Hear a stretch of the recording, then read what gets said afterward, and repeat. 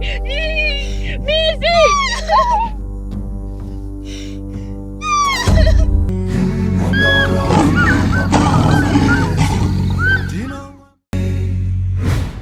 From the spirit of Africa, from the waters of Zambezi, this is Zambezi Studios.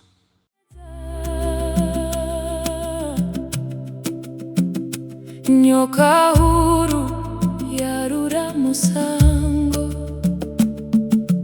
kupunyuka mudzungairi, topera takato bababa, kusaziva chamedza vapenyu. Nyoka huru sango rinomedza, sango ratipedza. Taenda niche.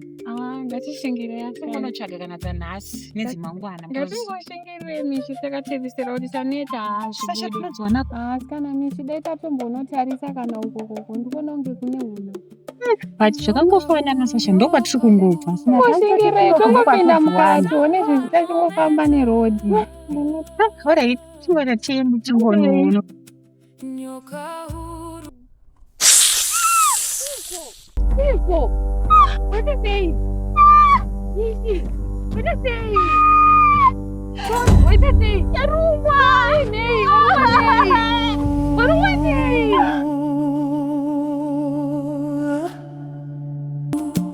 aiwa masango anomedza,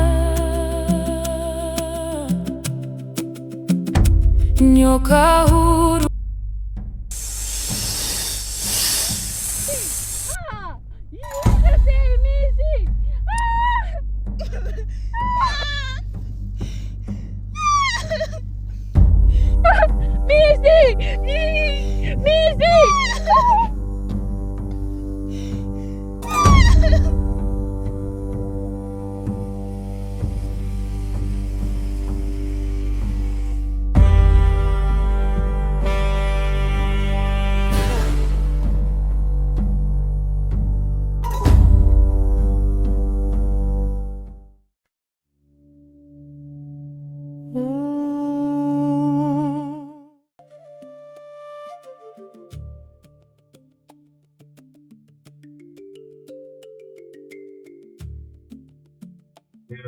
Zote takamilira kapanguwa mimi vatatsvaka ngandara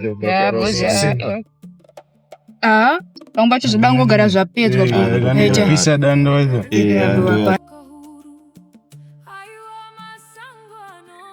kuona chidanda waza aiwa sefu wangu uona zvada ndichimugaisa ukona iri dhiri wangu ndakazongono Lisa! Lisa! Mishi yarumwa nenyoka, mino zvauri kuita uku!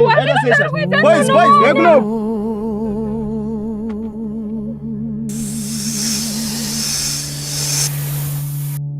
kupunyuka mudzungairi, topera takato bababa, boys sini kari kuno kukai kusaziva chamedza vapenyu.